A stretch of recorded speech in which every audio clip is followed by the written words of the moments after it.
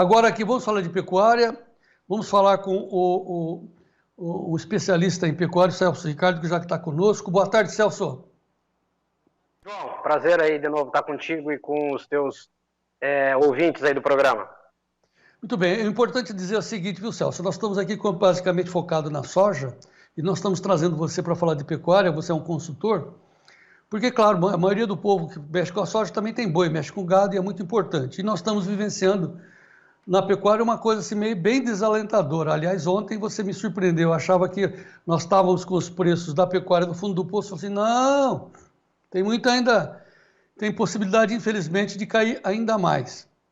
Só relembrando o que o Celso disse ontem, ele disse que, infelizmente, o mercado da pecuária brasileira é comandado pela exportação e nós estamos todos na mão da China, é o único comprador, nunca vi essa tragédia acontecer em nada, né? Nem com cebolinha você faz isso, imagine com a pecuária tudo na mão de um comprador só.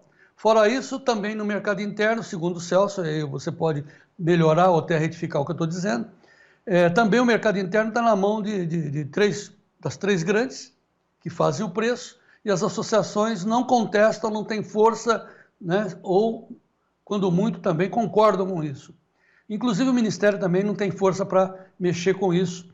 Claro que nós temos alternativas, né? Você disse isso ontem, nós vamos hoje a outros problemas, mas você disse ontem que produção de qualidade, carne de melhor qualidade está pagando bem, porque nós estamos até importando carne de qualidade de fora, imagine. E a gente com essa carne de qualidade aqui, nós temos que prestar atenção e alertar os produtores. Ponto.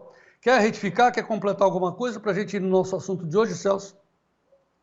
João, eu só queria ratificar o seguinte, o grande problema do agro do Brasil, e aí eu falo de grãos também, e falo da proteína animal, é que infelizmente a política tomou conta do nosso setor, né? E quando ela toma conta do setor, ela busca realmente alguns posicionamentos e algumas situações para que possa beneficiar o senso político e não aquilo que o agronegócio precisa, principalmente o setor primário. Dessa composição do agro, eu acho que é o que está mais abandonado há muitos anos, é o setor primário, é o produtor rural e é o campo. Então, nos últimos anos, a política entrou com força, dominou, e a política também é sustentada pelas grandes empresas, né? A gente sabe disso, os patrocinadores.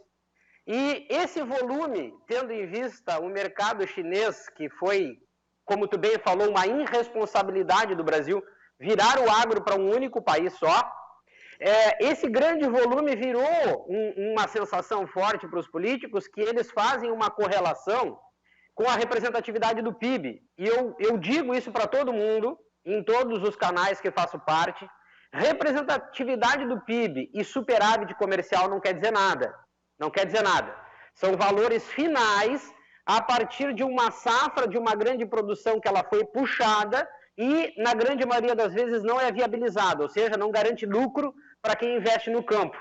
Então, esse mal é um outro ponto ruim para o agronegócio, onde a política, de uma certa forma, se entranhou dentro e agora ainda também é complicado nós lutarmos contra esse fator que é ruim para nós do setor do agronegócio no Brasil. Então, mas antes de mudar de assunto, dá um exemplo que quando você fala assim, a política entrou no agro, nós somos, naturalmente, homens políticos. E somos também, nesse caso, partidários, né? A maioria que está conosco aqui é partidário do Bolsonaro. Você tem reparos a isso? Dá um exemplo para mim, Celso. Não, eu também sou defensor e fiz, né, abertamente, trabalhei com a questão do Bolsonaro para presidente do Brasil. Mas o que acontece? Tendo em vista os movimentos que nós deveríamos estar fazendo para viabilizar o agro no setor primário, secundário e terciário, nós vivemos, e isso foi relatado agora no primeiro trimestre do ano, a representatividade do agro no PIB, né, com relação ao PIB nacional. E nós sabemos que o Plano Safra no Brasil, de uma certa forma, se ele não tivesse, nós não produziríamos. A realidade é essa. Então, nós temos muito mais dependência e nós deveríamos estar trabalhando para tornar o produtor rural competitivo no mercado internacional e suficiente financeiramente. Então, de uma certa forma, é mais fácil valorizar o Plano Safra e deixar com que o agronegócio se torne independente do que tornar ele independente e deixar o Plano Safra como uma opção, do produtor rural. E com as questões do PIB e com as questões do superávit primário, no momento que eu torno alguém dependente, eu forço ele a produzir a qualquer custo para que ele possa ter acesso a um plano safra, não para investir na safra atual, mas para quitar débitos de safras anteriores e abrir crédito para a safra futura. Então, essa é uma ação política e que eu venho acompanhando há muitos anos, com relação a Cátia Abreu, quando estava no Ministério da Agricultura, depois veio o Blairo Maggi, não foram atitudes e ações compatíveis com a necessidade do produtor rural brasileiro de torná-lo independente financeiramente. Então, essa questão política que está deixando a desejar, que nós deveríamos ter um Ministério da Agricultura com uma gestão independente de qualquer governo, trabalhando 100% do agro, com todos os setores em anexos ao Ministério da Agricultura, reduzindo o espaço do campo até Brasília, para que nós possamos desenvolver políticas agrícolas específicas, fazer com que o seguro agrícola funcione. O endividamento do produtor rural, João, no Brasil ele é muito grande.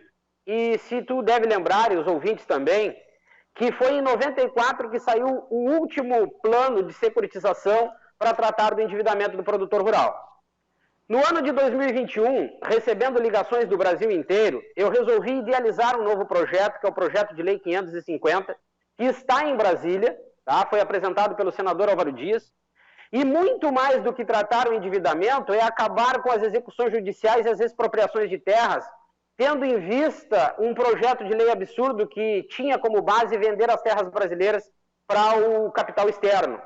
Então, aí que a política, de uma certa forma, se entranhou com interesses próprios e pessoais de alguns políticos, em não fomentar, mas nos tornar dependente, e com relação a essa situação política que eu venho brigando muito em Brasília, para nós desenvolvermos políticas específicas para o agro e deixá-lo, principalmente o produtor rural, um pouco mais independente e mais competitivo.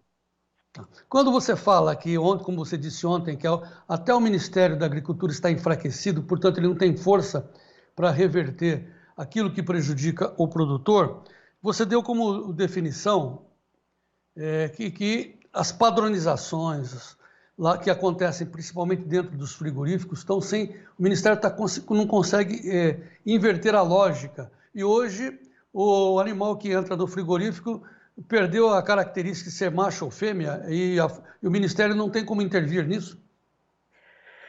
João, eu faz 26 anos que eu estou nessa cadeia produtiva de proteína animal, me especializei, e quando comecei há 26 anos atrás, nós tínhamos na legislação uma especificação dentro do frigorífico que fazia com que nós colocássemos nas etiquetas de carne desossada macho e fêmea, tá? Isso, de uma certa forma, garantia ao produtor rural que, a partir dos controles de abate fêmea e macho, o Ministério da Agricultura tinha, ao final de cada mês, um relatório para saber se tudo que entrava entre sexo macho e fêmea estava saindo na mesma proporção. Então, quando eu te comentei sobre isso, a minha preocupação muito grande é que o produtor rural, o pecuarista brasileiro, perde mais de milhões de reais por ano com relação a alguns procedimentos. E como eu já montei inúmeros frigoríficos no Brasil, existe uma máxima que diz o seguinte: quando o frigorífico está mal financeiramente, vamos abater vaca. Por quê? Se tu abater uma vaca de qualidade, e pode ser Nelore, pode ser Braford, Hereford, Angus, o que for, essa carne, quando ela é desossada e tem um bom acabamento de gordura, ela vai para o mercado com uma etiqueta neutra.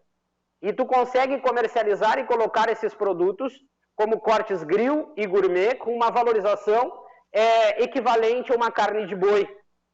Então, a legislação, há muitos anos, já não tem mais autoridade dentro dos frigoríficos sobre uma série de procedimentos, inclusive com relação ao toalete abusivo de carcaça que tem dentro dos frigoríficos. Então, hoje, eu te relato aqui o seguinte: o pecuarista perde dinheiro com balança de abate, né, pesos diferentes, balança do abate pagando o animal no gancho, onde o frigorífico ganha o couro, ganha os miúdos, o subproduto, e ainda tem a pedra da bilis que muitos acham, e eu, como estou lá dentro, sei como funciona, acham que é algo muito aleatório. e isso gira muito dinheiro, talvez milhões de reais por ano, quando abrangendo todos os frigoríficos no Brasil. Nós temos a cobrança da quebra de frio, que não poderia estar acontecendo em alguns frigoríficos, e o pecuarista está pagando entre 1,7% e 2%. Não é um problema do pecuarista, é depois da balança do abate.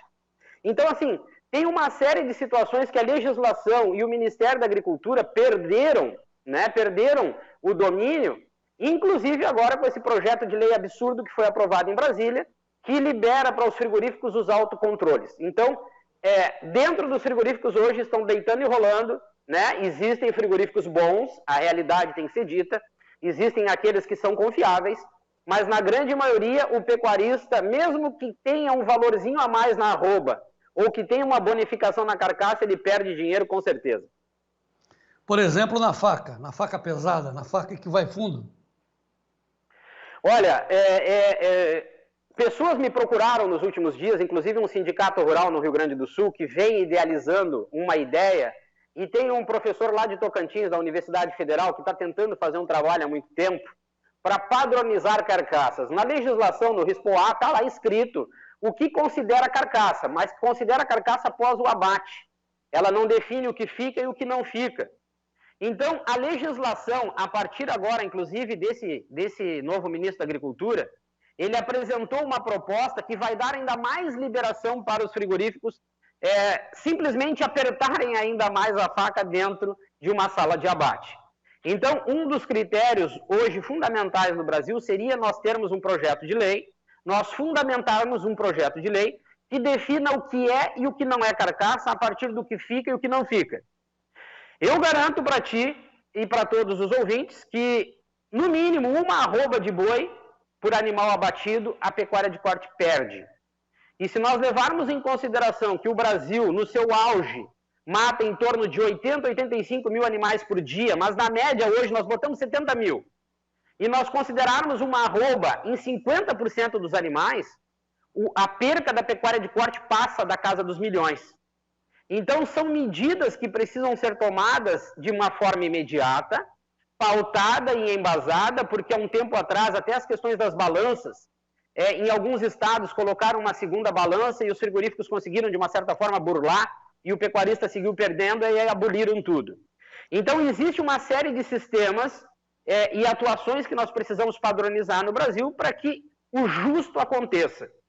Porque com todas essas situações, eu ainda fico meio que abismado quando eu vejo que um frigorífico fecha as portas. Ele tem uma série de vantagens em cima do pecuarista, da pecuária de corte e da cadeia produtiva de proteína animal, e mesmo assim eles não conseguem se sustentar no mercado. E a pecuária de corte é o grande pilar que sustenta boa parte das operações ligadas a essa cadeia produtiva importante para o Brasil. Deixa eu reafirmar, então, esse seu cálculo. Desculpe a minha ignorância, né? Eu já vi, mas, enfim, não é a minha especialidade. Então, o boi entra, ele é desmontado, abatido, desmontado, e aí ele vai para toalete. Ele é limpo, tirando o sebo da carne. E aí o operador, pega a faca, passa a faca, tira a parte que ele não quer e deixa a carne do pecuarista, porque o que está vendendo carne, não está vendendo sebo, não está vendendo nada. Só que você está dizendo que, em algumas circunstâncias, a faca ela é mais funda, tirando nacos de carne para o comprador, que é o frigorífico. No seu cálculo, por animal, essa faca tira de carne para o frigorífico uma arroba do produtor? 15 quilos? É um somatório, né? Hoje, por exemplo, assim, rapidamente resumindo a operação. O animal é atordoado, ele cai na sangria e aí começa a área da esfola, da área suja que chama, a retirada do couro, né? Quando retira-se o couro, nas primeiras operações ligadas a, por exemplo, a esfola de picanha ou a quebra de patas e mãos, na retirada do tendão, por exemplo, ali alguns frigoríficos já usam no procedimento de entrar um pouquinho mais com a carne e tira um pouquinho de carne, né? Seja no tendão, no garrão, ou seja na mão do boi. E aí, mais para frente, eles começam a tirar, por exemplo, o matambre, uma ponta do matambre. Tem frigoríficos que tiram até o bife do vazio. Tem frigoríficos que na hora de desnucar a cabeça ele tira 150 gramas, 200 gramas ali de carne da nuca, né? Que isso entra como carne de indústria. A própria sangria, que deveria ser tirada na ferida da sangria, ali sai 2, 3 quilos de carne. Por dentro da carcaça, eles tiram também a fraldinha, que não deveria sair, ela deveria ficar na costela, mas sai e ela acaba também caindo de graça para o frigorífico. E outros procedimentos em outras partes da carcaça que o toalete aperta e que o pecuarista perde. Por quê? Porque ele vendeu o gado dele no gancho. Quando tu vende o teu boi para pagar no gancho da balança, literalmente fica somente aquilo que, em alguns frigoríficos, óbvio, né, outros não, em alguns frigoríficos fica o que não pode tirar realmente. Mas demais se tira tudo que pode e somados a essa cobrança de quebra de frio e algumas possíveis alterações na balança, dá uma arroba, inclusive, em alguns estudos, algumas pessoas já me contestaram dizendo que chega até uma arroba e meia. Nos meus cálculos, chega uma arroba com tudo isso que acontece de algumas práticas indevidas que o pecuarista paga, né? Ou melhor, deixa de receber. Ele perde. E ele não pode fazer nada, ele não pode acompanhar os abates, porque eu tenho uma lição do Carlito Guimarães, lá do Mato Grosso, lá do leste do Mato Grosso, lá de Xingu, lá do Bang Bang, porque a mulher dele não vai junto, ela fica ali, porque senão, se deixar, a faca vai. O grande detalhe, João, não está às vezes até nem em tu estar acompanhando a linha do boi, né? Tu tá acompanhando, tu vai ver se tirar mais, tirar menos. Lá atrás, quando eu comecei, né, nos frigoríficos, eu vi alguns procedimentos com os controlezinhos que pareciam os controles de portão, né, automático, que aí tu liga a balança, desliga a balança. Hoje existem questões de sistema de informática. Então, às vezes, como eu disse, o frigorífico pode até te oferecer R$5 a mais numa arroba ou te pagar uma bonificação. Mas o grande detalhe para o pecuarista hoje, se ele quer saber se está sendo ou não prejudicado, ele ficar dentro da balança do abate e acompanhar o peso ali, na cédula da balança que sai. Porque entre aquela cédula, né, entre a balança pesada do animal e a hora que tu vai pegar o romaneio, é onde pode acontecer no sistema alguma mudança de números. Então o pecuarista tem que estar atento nisso aí, entendeu? Ele pode olhar o abate e deve olhar o abate para zelar pela integridade da sua carcaça, mas ele precisa estar ligado em determinados momentos na balança do abate no momento que pesou, para que ele possa pegar aquele número e confrontar, né, com o romaneio na hora que é entregue para ele pelo frigorífico. Tá, nós vamos... eu tenho duas observações do Sérgio Braga, que é o nosso especialista em pecuária aqui, que eu quero te ler, mas já vamos deixar então, porque eu tinha hoje a ideia de que a gente fosse oferecer alternativa, mas o nosso tempo já não deu, nós vamos deixar para frente. Mas antes disso, nós temos que discutir duas coisas fundamentais para a sobrevivência da pecuária, que é esse autocontrole que foi dado para os frigoríficos, e você está denunciando isso, e também destacando a necessidade de ter um projeto de lei que defina o que é ou não a carcaça. Então a gente precisa discutir isso amanhã. Eu vou discutir amanhã esse autocontrole dado para os frigoríficos, porque passa, e como você fala, aí a política aí não funciona, né? Mas vamos deixar isso para amanhã. Agora o Sérgio Braga quer uma observação sua. Na sua concepção, qual é a média de aproveitamento de carcaça do macho Nelore?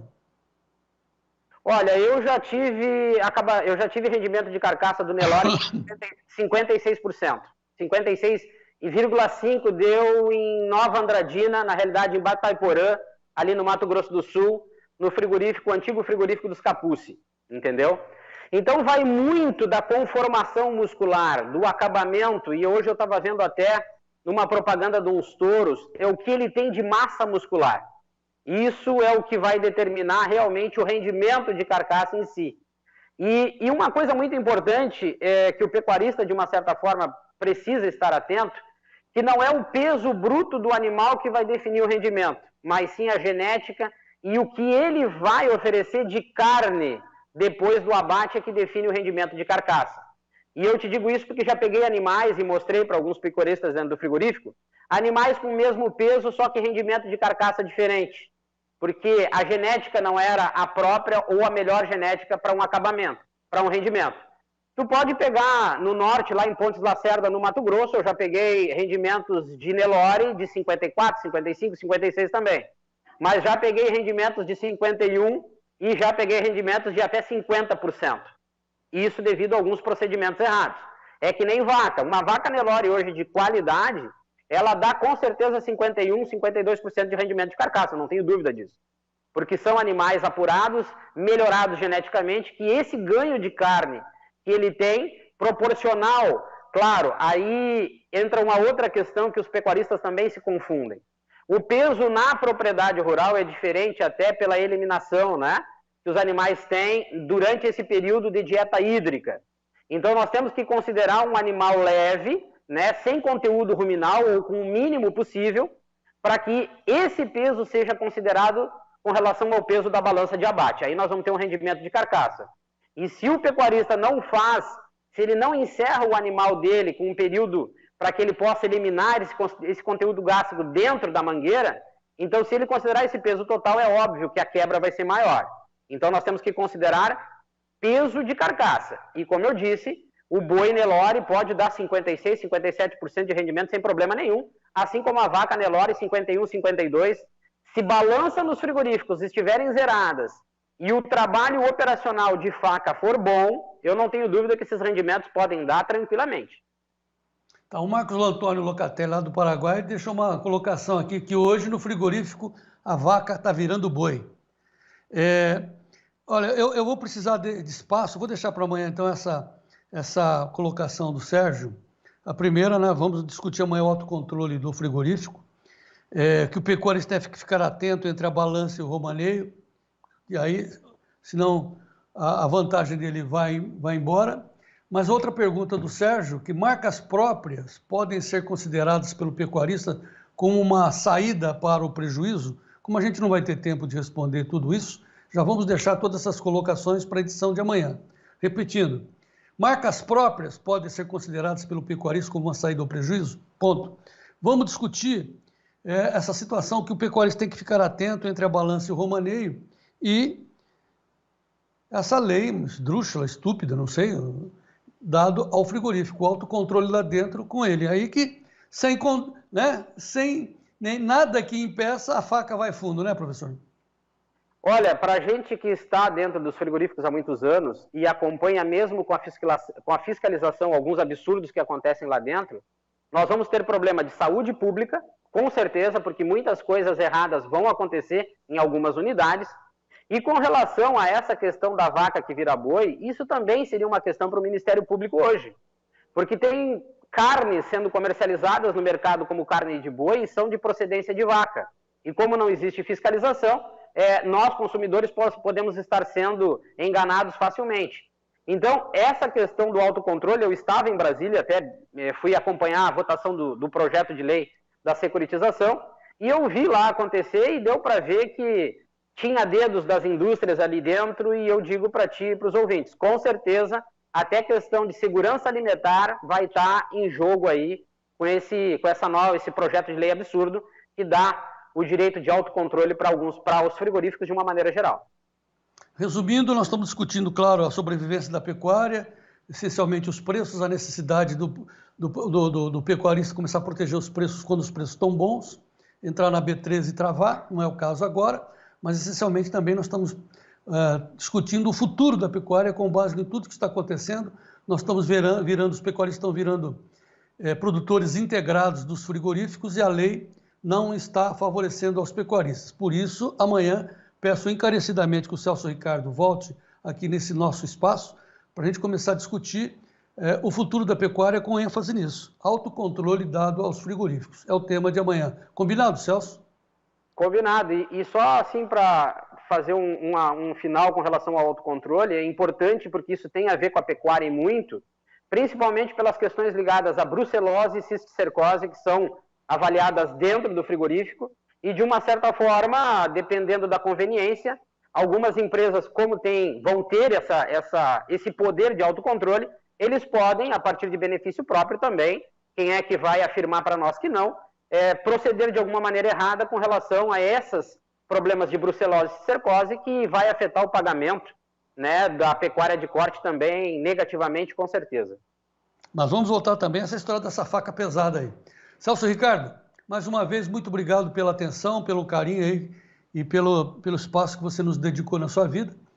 Então, como a gente já ficou combinado, amanhã você volta mais uma vez aqui no Clube do Tempo e Dinheiro, porque nós estamos falando de profissional para profissionais. Certo, Celso? Obrigado. Perfeito, João. Muito obrigado mais uma vez pela oportunidade. Um abraço para todos aí. Celso Ricardo, consultor em pecuária, conosco aqui no nosso Clube do Tempo e Dinheiro, para você ter um alento, pelo menos, né? Ter o conhecimento e um alento de uma saída para a pecuária que se encontra em preços lastimáveis. O Sérgio Braga, que é o nosso especialista em pecuária, já deixou várias colocações, ele vai estar conosco também amanhã, mas daqui a pouquinho o Sérgio Braga fecha as cotações para todos os senhores que estão conosco no Tempo e Dinheiro, seja no nosso site, seja nos nossos canais, todos do Tempo e Dinheiro, YouTube, Facebook e demais canais que nos apoiam. A todos vocês, muito obrigado pela atenção, pelo carinho, continuamos dependendo da sua aprovação desse horário, que você nos mande perguntas e continue nos apoiando para a gente continuar com esse trabalho que eu acho fundamental para o sucesso da atividade pecuária do meu país e da agropecuária. Muito obrigado, portanto, a todos. Até amanhã, 12 horas e 30 minutos, horário de Brasília, estaremos de volta. Sérgio Braga entra no ar em instantes. E vamos em frente.